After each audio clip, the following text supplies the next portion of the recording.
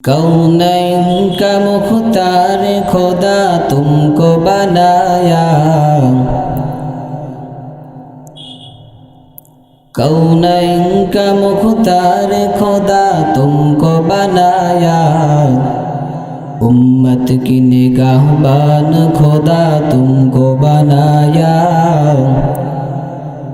उम्मत की निगाहबान खुदा तुमको बनाया। या रब मेरे आँखों में समा जाए मदीना, या रब मेरे आँखों में समा जाए मदीना। मुद्दत से मेरा दिल में तमन्ना है मदीना, मुद्दत से मेरा दिल में तमन्ना है मदीना। तलवार बकट हो के निकल मैदान यासीर, तलवार बकट हो के निकल मैदान यासीर। दुश्मन की मुकाबिल तू लगा नारे तकबीर, दुश्मन की मुकाबिल तू लगा नारे तकबीर। तकबीर में कलमा में नमाजों में अदा में, तकबीर में कलमा में नमाजों में अदा में। है नाम इलाही से मिला नाम मोहम्मद, है नाम इलाही से मिला नाम मोहम्मद। क्यों करना मेरे दिल में हो उल्फत रसूल की, उल्फत रसूल की। जन्नत मिले की जाएगी, जन्नत मिले की जाएगी चाहत रसूल की। हाँ जन्नत मिले की जाएगी चाहत रसूल की, चाहत रसूल की। या रब दिखा दे जब शब चलवाए हबीब, या रब दिखा दे जब शब चलवाए हबीब। एक बार इताअतो हो, एक बार इताअतो हो ज़ियारत रसूल की। जन्नत मिले की जाएगी चाहत रसूल की, चाहत रसूल की। चलता हो मैं बेकाफिल वालों रुको जरा, चलता हो मैं बेकाफिल वालों रुको जरा। मिलने तू बस मुझे भी, मिलने तू बस मुझे भी चाहत रसूल की। हाँ जन्नत मिले की जाएगी चाहत रसूल की, चाहत रसूल की। ज़ालिकुमुल्लाहु रब्बुकुम खालिकु कुल्लि शै, ला इलाहा इल्ला हु फअन्ना तुफ़कून।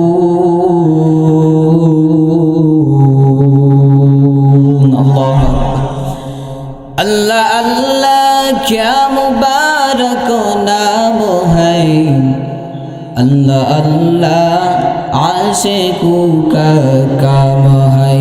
अल्लाह अल्लाह नीचे शिरीन स्तोनाम, शिरी शक्कर मिकुनद जन्म तमाम।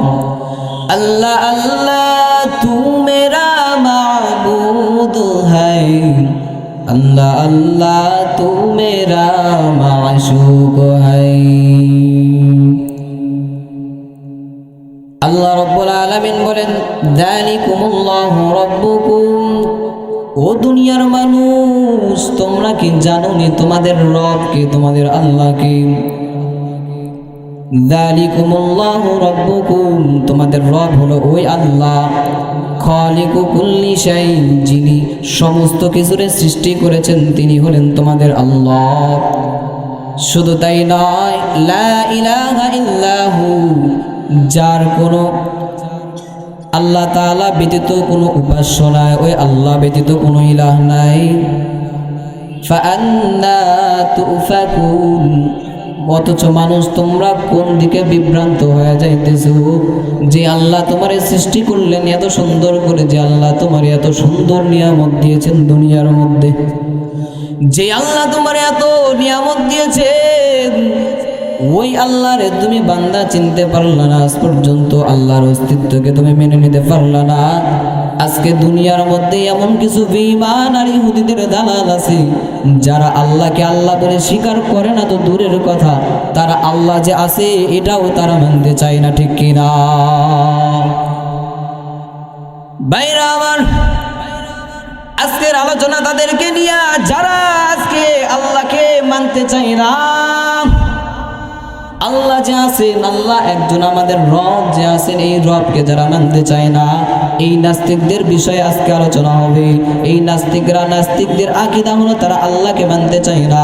আল্লাহ যে একজন আছেন, এই দুনিয়া বানানোওয়ালা একজন আছেন, তারা এটা মানতে চায় না। বলে আল্লাহ বলতে কেউ নাই, এই দুনিয়া সৃষ্টিকর্তা কেউ নাই, মানুষ সৃষ্টিকারী কেউ নাই, আসমান জমিন সৃষ্টি করনেওয়ালা কেউ নাই।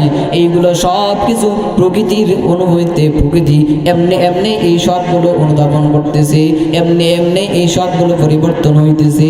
এগুলো পরিবর্তন করনেওয়ালা কেউ নাই। কিন্তু আমরা বলি রে বেঈমানের দল, এত বড় একটি দুনিয়া, এই দুনিয়া এমনি এমনি চলতে পারে না, বরং এই দুনিয়া চলানেওয়ালা একজন আছেন, চিল্লায় বলেন তার নাম আল্লাহ। আছেনি?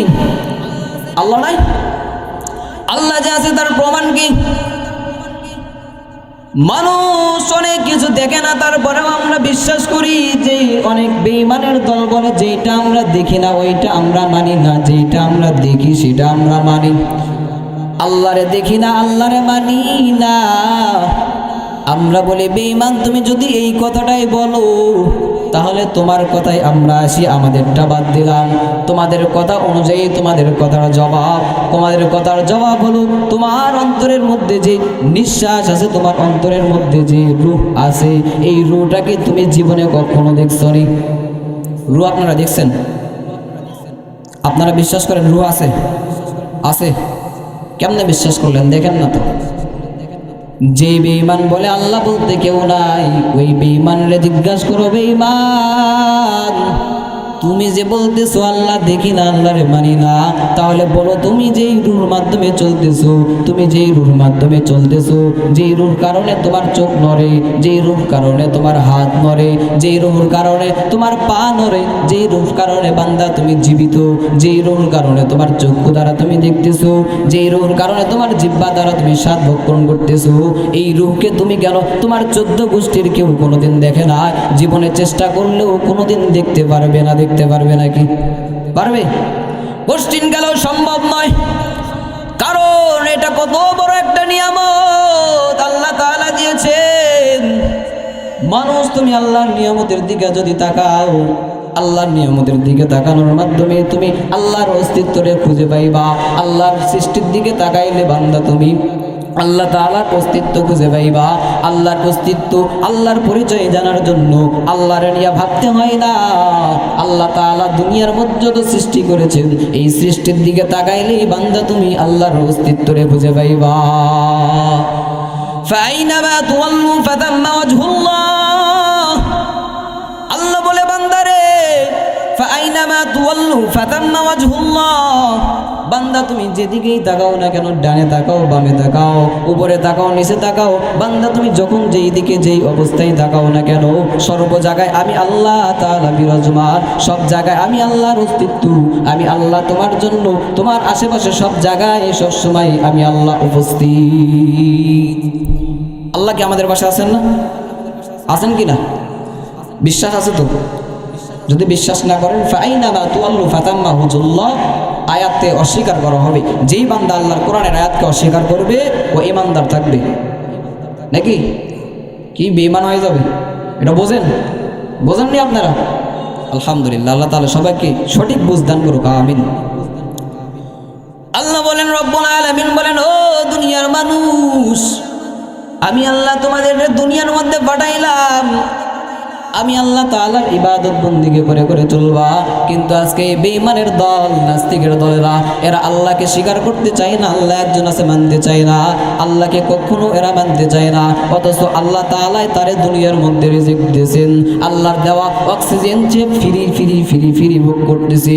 অথচ ডাক্তারের কাছে যান, ডাক্তারের কাছে যাইয়া যদি 1 মিনিটের জন্য অক্সিজেন তার কাছ থেকে নিতে চান, 1 মিনিটের বিনিময়েও আপনার সেই অক্সিজেন ক্রয় করে নিতে হবে, ঠিক কিনা? দুনিয়ার মানুষ যুবক বান্দার দল, আল্লাহ রাব্বুল আলামিনের অস্তিত্ব যে আছে এইটা কেমনে বুঝবো? এইটা বোঝার জন্য একটা ঘটনার মাধ্যমে আপনাদেরকে বুঝিয়ে দেব। উমাইয়া খলিফা মাহদির আমলে এক বেঈমান নাস্তিক সে এই খলিফার দরবারে উপস্থিত হয়ে গেল। উপস্থিত হয়ে বলে, ও খলিফা, আমি আল্লাহ যে একজন আছে এটা আমি মানতে চাই না, আল্লাহ একজন আছে এটা আমি মানি না, কোনোদিন মানতেও পারি না। আল্লাহ আছে আমি বিশ্বাস করি না, তোমাদের সৃষ্টিকর্তা একজন আছে আমি সেটা বিশ্বাস করি না। খলিফা মনে মনে বলে, ও বেঈমান নাস্তিক, তুমি জানো না আমার আল্লাহ আছে না নাই? তোমারে আমি দলিল দেব, প্রমাণ দেব, তোমারে জানাইয়া দেব আমার আল্লাহ একজন রব সৃষ্টি করা আছে কিনা। খলিফার কাছে যখন এমন ভাবে নাস্তিক জানাইয়া দেয়, ও খলিফা, আমি আল্লাহরে মানি না, আল্লাহ একজন আছে আমি মানতে চাই না, তুমি যদি পারো আমারে প্রমাণ দাও। সমস্ত মুসলিম কান্ট্রির কাছে, সমস্ত মুসলমানের কাছে আমি চ্যালেঞ্জ ছুড়ে দিলাম, যেও যদি প্রমাণ করতে পারো যে আল্লাহ আছে, আমি মেনে নিব আল্লাহ আছে। কিন্তু তোমরা কেউ কোশ্চেন কেন কোনোদিন তোমরা আল্লাহ আছে এইটা প্রমাণ করতে পারবে না, কারণ আল্লাহ নাই। কে বলে? নাস্তিক বলতেছে খলিফার দরবারে জিয়া। খলিফা এবার বলো টেনশনে পড়ে গেলেন, বড় কঠিন মাসালা, আল্লাহ যে আছেন এইটা আমি তারা কেমন করে বুঝাই, কেমন করে তারা জানাই যে আল্লাহ আছেন। খলিফা চিন্তিত হয়ে গেলেন, কি ব্যাপার, এখন আমি কি করি চিন্তা করে করে ভাবতে পারি না কি করে। খলিফার হঠাৎ করে স্মরণে এসে গেল সেই জমানার একজন বড় আলেম, বড় ইমাম, ইমামে আজম আবু হানিফা রহমতুল্লাহি আলাইহি। চেনেননি? ইমামে আজম আবু হানিফা রহমাতুল্লাহ চেনেন না? সবচেয়ে বড় ইমাম, হানাফি মাযহাবের সবচেয়ে বড় ইমাম ইমামে আজম আবু হানিফা রহমতুল্লাহি আলাইহির কাছে খবর পাঠাইলেন, খলিফা আপনারে তলব করেছেন, তার দরবারে আপনারে ডেকেছেন।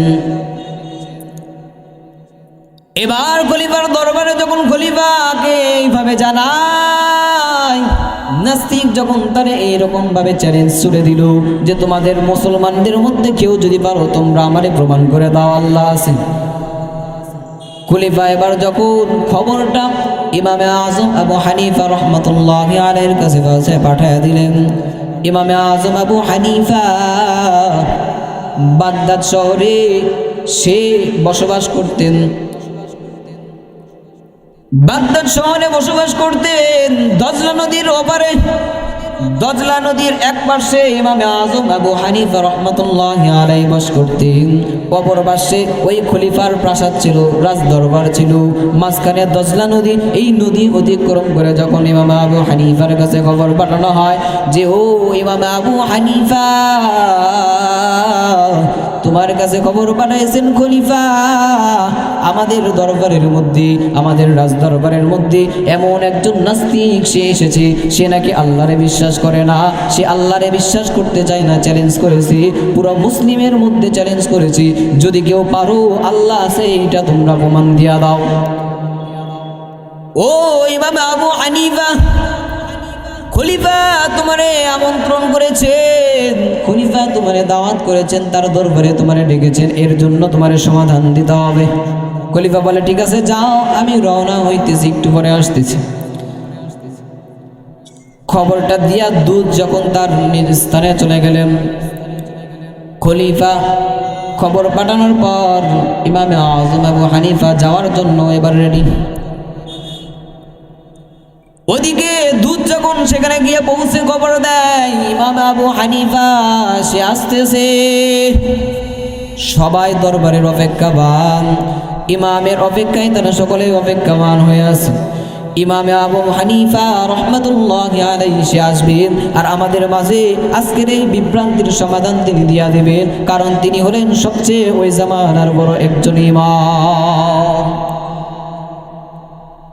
ইমামে আযম আবু হানিফা যাওয়ার জন্য যখন প্রস্তুতি নিলেন, রওনা দিলেন, ওদিকে রাত 8টা বেজে যায়, 10টা বেজে যায়, 11টা বেজে যায়, 12টা বেজে যায়। দরবারে সকলে সমাবেত হয়ে অপেক্ষা করতেছে ইমাম আযম আবু হানিফা আসবেন, কিন্তু কই এখন পর্যন্ত তো আসলো না।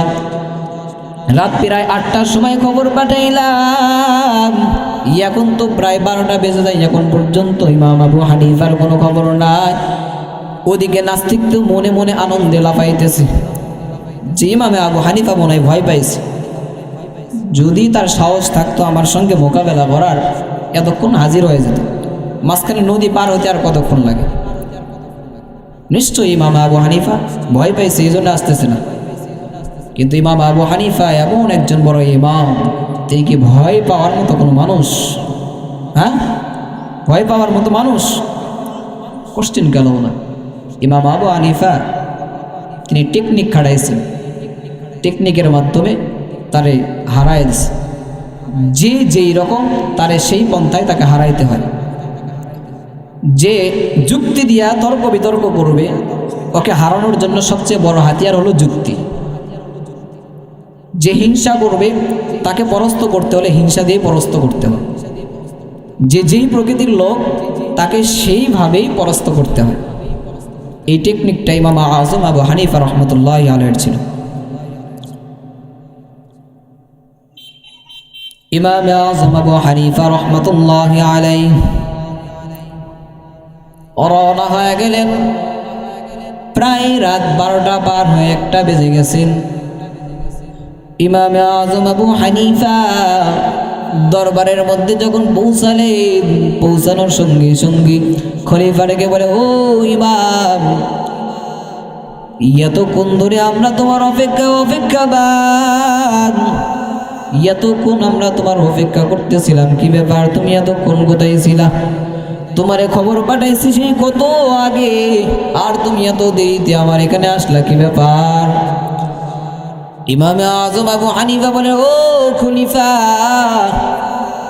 আমি ইমাম আযম কথা দিয়েছিলাম আসবো, আমি আসার জন্যই রওনা হয়েছিলাম, কিন্তু হঠাৎ করে রাস্তার মধ্যে একটা আশ্চর্যজনক ঘটনা আমার সঙ্গে ঘটে গেল। ইমাম আযম আবু হানিফা ঘটনাটা যখন বর্ণনা করা শুরু করে দিলেন, বলতেছেন, ও খলিফা, শোনেন শোনেন, আমার রাস্তার মধ্যে কি ঘটনা ঘটেছে শোনেন, একটু মনোযোগের কান দিয়ে শুনবেন রে বাবা। কথার মধ্যে শিক্ষা আছে, শিক্ষা ছাড়া কোনো কথা বলা যাবে না। প্রত্যেকটা কথাকে টার্গেট করতে হবে। এই কথাটা কোন প্রেক্ষাপটে বললো, এই কথাটা কেন বললো, এই কথার পেছনে কি কারণ। যদি প্রত্যেকটা কথা আপনার অন্তরের মধ্যে নিয়ে গাঁথতে পারেন, আর এই কথা অনুযায়ী যদি আমল করতে পারেন, আজকের এই আয়োজনও সার্থক। আজকের এই শুভ সমাজ ভাইদের এই আয়োজন জান্নাতের বাগান করাটাও তাদের জন্য কামিয়াব হয়ে যাবে, ঠিক কিনা? আমরা আজকে এখানে আসছি, যুবক ভাইয়েরা আয়োজন করেছেন জান্নাতের বাগানের। উদ্দেশ্য কি? যে আমার পার্শ্ববর্তী এলাকা, আমার বাবা দাদা চাচারা আত্মীয় স্বজনরা তারা এই মাহফিলে আসবে, আর হুজুরদেরকে দূর দূরান্ত থেকে দাওয়াত করে নিয়ে আসবে, তারা আলোচনা করবে কোরআন হাদিস থেকে, তারা আলোচনা শুনে এর উপরে আমল করবে। এটাই তো উদ্দেশ্য, নাকি বলেন? তো আমরা যদি আমলই না করি এই আয়োজন করার কোনো মানে হয়? আমল করতে হয়। ভাইরা আমার, ইমাম আযম আবু হানিফা রাহমাতুল্লাহি আলাইহি এবার মনে মনে চিন্তা করলো, না, আমার এটা গোপন রাখলে হবে না, ঘটনাটা তাদের সামনে বলে দিতে হবে। ঘটনা বর্ণনা করা শুরু করে দিল। দরবারের সকলে তার ঘটনা শুনতেছেন, তার বয়ান শুনতেছেন। বলে, আমি যখন আসার জন্য রওনা হয়ে গেলাম, আমি যখন আসার জন্য রেডি হয়ে গেলাম, ওই যে দজলা নদীর কিনারায় যখন চলে আসলাম, রাত্রি অনেক গভীর, ঘাটে কোনো নৌকাও নাই, কোনো মাঝিও নাই, আমি কেমনে পার হব, কেমনে আসবো? আমি আসার মতো কোনো উপায় খুঁজে পাচ্ছিলাম না। ওখানে দাঁড়ায় থাকতে থাকতে কিছু সময় আবার সেখানে ব্যয় হয়ে যায়। এরপর হঠাৎ করে দেখতে পেলাম ওই দজলা নদীর মাঝখান থেকে কত সুন্দর সুন্দর কাঠ, অর্থাৎ তক্তা, এইগুলো নদীর ভিতর থেকে অটোমেটিক্যালি এমনি এমনি ভেসে ভেসে উঠতেছে। এই সাইজের তক্তাগুলো নদীর মধ্যে থেকে এমনি এমনি ভেসে ভেসে ওঠে। আবার কিছুক্ষণ পর আমি দেখতে পেলাম নদীর মধ্যে থেকে প্যারাকগুলো ভেসে ভেসে উঠতেছে। প্যারাক চেনেননি? যেগুলো মারে, কাঠের ভিতরে মারে, প্যারাক চেনেন না? আবু হানিফা রাহমাতুল্লাহি আলাইহি বলেন, এই প্যারাকগুলো নদীর মধ্যে থেকে ভেসে ভেসে উঠতেছে, অটোমেটিক্যালি এমনি এমনি ভেসে উঠতেছে। আবার কিছুক্ষণ পরে আমি দেখতে পেলাম ওই কাঠগুলোর ভিতরে প্যারাকগুলো এমনি এমনি ঢুকে যাচ্ছে, আর কাঠগুলো নৌকার মতো সেজে যাচ্ছে। আবার কিছুক্ষণ পর আমি দেখতে পেলাম ওই নদীর মধ্যে থেকে আলকাতরাগুলো ভেসে ভেসে উঠতেছে, আর এই আলকাতরাগুলো কাঠের ভিতরে লাগায়া আর এই কাঠটা একটা পরিপূর্ণ নৌকায় পরিপূর্ণ হয়ে গেল। আর এই নৌকাটা আলকাতরার মাধ্যমে কালো রঙের একটা নৌকা তৈরি হয়ে গেল। এরপর নৌকাটা যখন এমনি এমনি কিনারায় চলে আসে, আমি আবু হানিফা এই নৌকার মধ্যে যখন উঠে বসলাম, নৌকাটা এমনি এমনি স্রোত যায় একদিকে, নৌকাটা অপর দিকে আমার এমনি এমনি নিয়ে আসে। নৌকাটা এমনি এমনি আমার নদীর এপার থেকে ওপারে পার করে দেয়। কিছুক্ষণ পর যখন আমি নদীর ওপারে গিয়ে নামলাম, পিছন দিকে তাকায় দেখলাম নৌকাটার নৌকার স্থানে নাই, নৌকাটা কোথায় যেন উধাও হয়ে গেল। এই কথা শোনার পর পাশে বসে থাকা নাস্তিক বলতেছে, ও ইমাম আবু হানিফা, তোমারে তো আমি এতদিন বড় ইমাম মনে করতাম, জমানার বড় একজন আলেম তোমারে আমি মনে করতাম, তোমারে বড় একজন জ্ঞানী ব্যক্তি মনে করতাম, কিন্তু আজকে তুমি যে ঘটনার বর্ণনা দিলা, এইটা তো ছোট কচি বাচ্চার মুখের মতো একটা ঘটনা তুমি বললা। ইমাম আবু হানিফা বলে, কেন কেন এটা কেমন করে কচি বাচ্চার কথা হয়? আমি তো একজন বড় মানুষ, আমি একজন ইমাম, আমি কেন ছোট বাচ্চার মতো কথা বলবো? নাস্তিক দেখে বলে, ও ইমাম আবু হানিফা, তুমি যে ঘটনার বর্ণনা দিলা, এটা তো কোশ্চিন গেল বিশ্বাস করার মতো কোনো ঘটনা নয়। কারণ নদীর ভিতর থেকে তো এমনি এমনি আর কাঠ উঠবে না, নদীর ভিতর থেকে এমনি এমনি আর প্যারাক উঠবে না। এই নদীর ভিতর থেকে প্যারাক আর কাঠ উঠাটা এটা এমনি এমনি তো আর নৌকায় পরিণত হবে না। আর নদীর মধ্যে থেকে আলকাতরাগুলো ভেসে উঠা, এইগুলা দ্বারা নৌকাটা কালো রঙে পরিণত হতে পারে না। আবার তুমি যে বললা নৌকাটা কিনারায় চলে আসলো, কিনারা থেকে তুমি নৌকার মধ্যে উঠলা, কিনারা থেকে অপর পাশে গিয়া তোমারে নামায়া দিল, এই নৌকাটা নাকি কোনো মাঝি নাই, এমনি এমনি তোমার এক পার্শ্ব থেকে অপর পাশে তোমারে নামায়া দেয়। আবার দেখা যায় এই নৌকাটা পিছন থেকে হঠাৎ করে দাও হয়ে যায়। এইগুলা কেমনে সম্ভব? ইমাম আবু হানিফা বলে, ও বেঈমান নাস্তিকের দল, তুমি জানো না এই একটা নৌকা যদি নদীর ভিতর থেকে এমনি এমনি উঠতে না পারে, একটা নৌকা যদি এমনি এমনি তৈরি হইতে না পারে, একটা নৌকা যদি এমনি এমনি নদীর এক পার্শ্ব থেকে অপর পাশে না যাইতে পারে, তাহলে এই যে এত বড় একটা দুনিয়া, এত বড় একটা পৃথিবী, যেই পৃথিবীর মধ্যে আল্লাহ কত নিয়ামত দিয়েছেন, যেই পৃথিবীর মধ্যে আল্লাহ তাআলা কত জিনিস সৃষ্টি করেছেন, আসমান সৃষ্টি করেছেন, জমিন সৃষ্টি করেছেন, আল্লাহ তাআলা গাছপাতা তরুণতা সৃষ্টি করে দিয়েছেন, মানব দানব সৃষ্টি করেছেন, আল্লাহ তাআলা জীবজন্তুর সৃষ্টি করে দিয়েছেন। তাহলে এতগুলো মাখলুক, এই মাখলুকগুলো দুনিয়ার মধ্যে এমনি এমনি চলবে আর এমনি এমনি জীবন্ত হবে, এমনি এমনি মৃত্যুবরণ করবে, এইটা কেমনে সম্ভব হয়? আমারে জবাব দিয়া দাও। বুঝতে পারছেন কথা? একটা নৌকা যদি নদীর ভিতর থেকে এমনি উঠতে না পারে, এত বড় একটা দুনিয়া, তুমি যে স্বীকার করো না আল্লাহ নাই, আল্লাহরে মানতে চাও না, এবার তুমি জবাব দাও এত বড় দুনিয়া কে চালায়? তুমি না বললা নৌকা এমনি ওঠে না, এমনি এমনি নৌকা তৈরি হয় না, নদীর এক পার্শ্ব থেকে অপর পার্শ্বে যাও না, তাকে বানানেওয়ালা একজন লাগে, পার করনেওয়ালা একজন লাগে, নৌকা চালানেওয়ালা একজন লাগে। তাহলে এইটার জন্য যদি একজন ফাইলের প্রয়োজন হয়, করনেওয়ালার প্রয়োজন হয়, এত বড় একটা দুনিয়া চালানোর জন্য কি তার মালিকের প্রয়োজন হয় না? নাস্তিক মাথা নিচু করে পরাজয় স্বীকার করে সেখান থেকে বেঈমান অপদস্থ অপমানিত হয়ে সেখান থেকে পলায়া যায়। আল্লাহু আকবার। এটা কার গুণ? আল্লাহর শান মর্যাদা, আল্লাহ রাব্বুল আলামিন আছেন, এইটা আমাদের সকলের অন্তরের মধ্যে বিশ্বাস রাখতে হবে। নাস্তিকদের মতো এই বিশ্বাস রাখা যাবে না আল্লাহ নাই, আল্লাহ তাআলা থাকতে পারে না, আল্লাহ নাই, এই পৃথিবী সৃষ্টি করানেওয়ালা কেউ নাই, এই পৃথিবী বানানোওয়ালা কেউ নাই, এই পৃথিবীতে এতগুলো মাখলুক, এতগুলো মানুষ আল্লাহ তাআলা দিয়েছেন, এইগুলো কি এমনি এমনি চলে? নাস্তিকদের মতো বিশ্বাস যে এইগুলো নাকি প্রকৃতির হাওয়ায়, প্রকৃতিতে এমনি এমনি চলতেছে, এমনি মানুষ জন্মকর্ম করে আবার এমনি মৃত্যুবরণ করে, এটা কোনোদিন কোশ্চেন কালো সম্ভব? মুসলমান বেঈমানরা যখন যেই প্রশ্ন করবে, বেঈমানকে তার প্রশ্ন অনুযায়ী সেভাবে তাকে জবাব দিয়ে পরাজয় করতে হবে, ঠিক কিনা? মুসলমান যতদিন পর্যন্ত দুনিয়ার জমিনে থাকবে ততদিন কোনো বেঈমান, কোনো ইহুদিদের দালাল কোনোদিন ইসলামের বিরুদ্ধে কথা বলবে, ইসলামের বিরুদ্ধে কটূক্তি করবে, আল্লাহর বিরুদ্ধে কটূক্তি করবে, আমার নবীর বিরুদ্ধে কটূক্তি করবে, নবীর নামে বেঈমানরা কথা বলবে, এইটা দুনিয়ার বুকে হক্কানি ওলামায়ে কেরাম থাকতে, মুসলমান সমাজ থাকতে, মুসলিম সমাজ থাকতে কখনো কোশ্চিনকালে এটা মানে নিতে পারে না। বলেন ঠিক কিনা?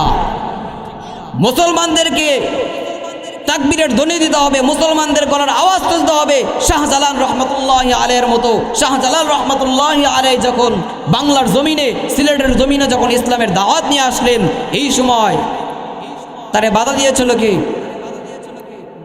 জানেন না? গৌর গোবিন্দ। গৌর গোবিন্দ তারে যখন বাধা দিয়া দিল, তারে বাধা দেওয়ার পর শাহজালাল রহমতুল্লাহি আলাইহি বলতেছে, আমি আল্লাহর জমিনে আসছি, আল্লাহর জমিনে দ্বীনের দাওয়াতের জন্য আসছি, আমি আল্লাহর জমিনে আল্লাহর দ্বীনের দাওয়াত দেব, আমারে কোনো বেঈমান বাধা দিতে পারবে না। গৌর গোবিন্দ বলে, তোমার সঙ্গে যুদ্ধ হবে। শাহজালাল রহমতুল্লাহ বলে, যুদ্ধ হবে, কোনো সমস্যা নাই, তবে তোমার আছে অস্ত্র, তোমার আছে সৈন্য, আমার কোনো অস্ত্র নাই, আমার সৈন্য নাই, আমার আছে আমার আল্লাহ, আল্লাহ তাআলার সঙ্গে আমার বিশ্বাস আছে। আমি যতদিন ইমানের পথে থাকবো, যতদিন পর্যন্ত আমি ইসলামের পথে থাকবো, আমার কেউ পিছু হটাইতে পারবে না। মুসলমান জেনে রাখো, মুসলমানের কদম যেটা সামনের দিকে অগ্রসর হয়, ওই কদম কখনো কোশ্চিনকালও পিছনে হটতে পারে না। মুসলমান যেই কদম সামনে দিবে, ওই কদম সে মৃত্যুবরণ করবে, কিন্তু কদমকে পিছনে ফেলবে না, ঠিক কিনা? গৌর গোবিন্দর সঙ্গে এবার যুদ্ধ ঘোষণা করে দিলেন শাহজালাল রহমতুল্লাহি আলাইহি। গৌর গোবিন্দ ওদিকে সৈন্যদল নিয়ে প্রস্তুত, গৌর গোবিন্দ ওদিকে সৈন্য নিয়ে, গৌর গোবিন্দ ওদিকে অস্ত্র শস্ত্র নিয়ে রেডি। এদিকে শাহজালাল রহমতুল্লাহি আলাইহির কাছে কোনো অস্ত্র নাই, তিনার কাছে কোনো সৈন্য নাই।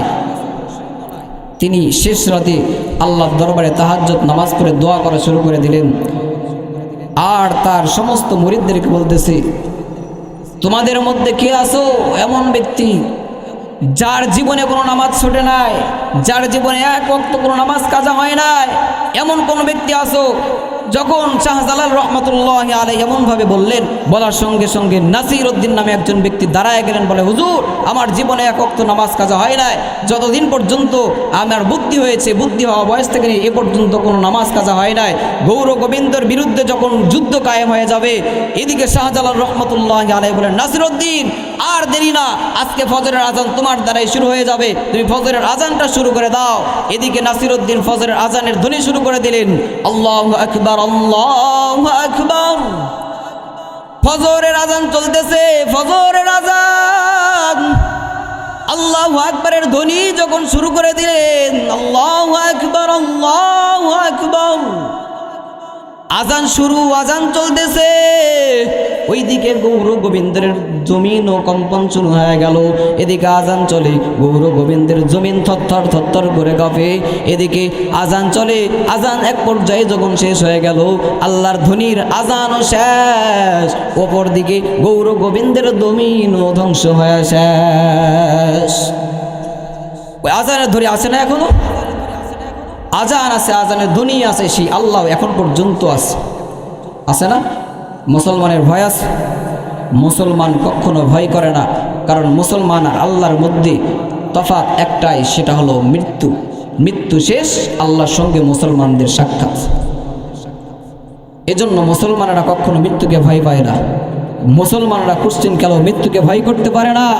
যারা মৃত্যুকে ভয় করবে, বুঝতে হবে ওই ব্যক্তি খাঁটি মুসলমান হতে পারে না, ওই ব্যক্তি মুসলমান না, ওই ব্যক্তির মধ্যে বেঈমানদের আকীদা, ওর মধ্যে মুনাফিকি আলামত দিয়ে ভরানো, সে নামদারি মুসলমান। কারণ মুসলমান কখনো ভয় করতে পারে না। আল্লাহ তাআলা আমাদেরকে সঠিক বুঝদান করুক, বলি আমিন।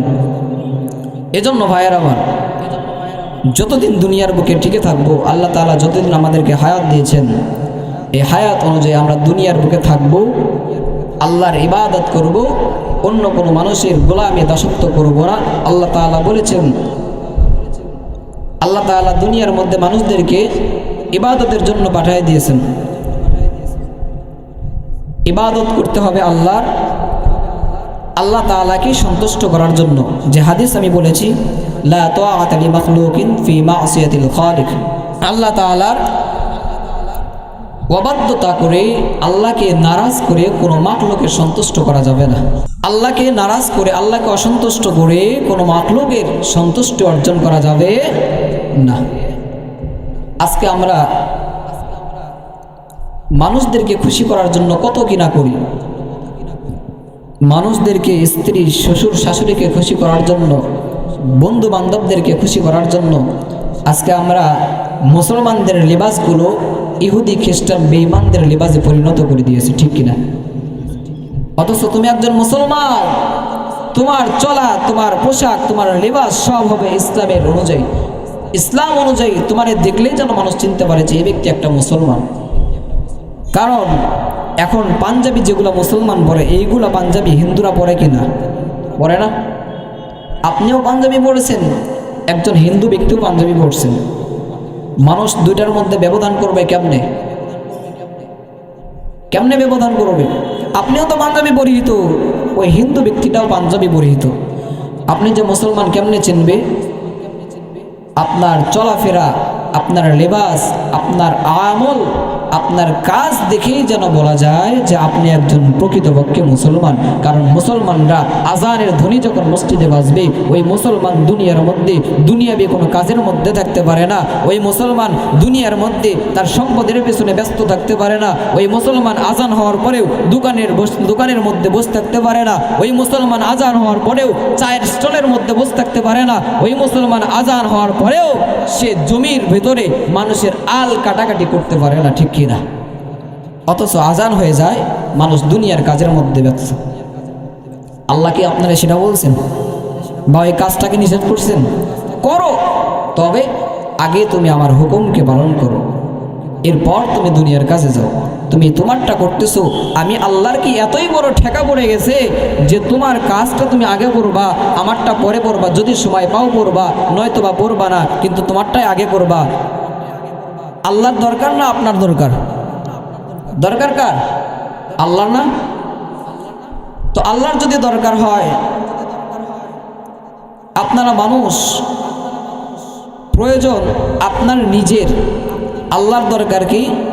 আল্লাহর প্রয়োজন যে আমার বান্দা, আল্লাহর আশা, আল্লাহ চায় এইটা যে আমার বান্দারা আমার নিয়ামত ভক্ষণ করবে, আমার দেওয়া নিয়ামতগুলো তারা খাবে, আর কিছু লাগবে না, শুধুমাত্র আমি আল্লাহর ইবাদত করবে, একবার আমার ঘর মসজিদে এসে আমার সিজদা করবে। অথচ মানুষ দুনিয়ার কাজের মধ্যে ব্যস্ত, তারা নামাজ পড়তে চায় না। নামাজ এমন একটি সম্পদ, যেই নামাজ ছাড়া মানুষ তুমি কখনো জান্নাতে যেতে পারবা না। আসসালাতু মিফতাহুল জান্নাহ, নামাজ ছাড়া মানুষ কখনো জান্নাতে যেতে পারবে না। মানুষ তুমি দুনিয়ার মধ্যে দান সদকা করেছো, রোজা করেছো, বাবা মার হক আদায় করেছো, বিবি সন্তানদের হক আদায় করেছো, সমস্ত হকগুলো বান্দা তুমি আদায় করে চললা, কিন্তু যখন তুমি মৃত্যুবরণ করলা, মরার পর আল্লাহ তোমার জন্য জান্নাতের ফয়সালা দিয়েছেন তোমার নেক আমলের কারণে, কিন্তু যখন জান্নাতের দরওয়াজার সামনে চলে যাবা, যায় দেখবা তোমার জন্য জান্নাতটা আল্লাহ নির্ধারণ করে দিয়েছেন, কিন্তু তোমার জান্নাতের দরওয়াজার মধ্যে তালাবদ্ধ। ফেরেশতাকে ডেকে বলে, ও ফেরেশতার দল,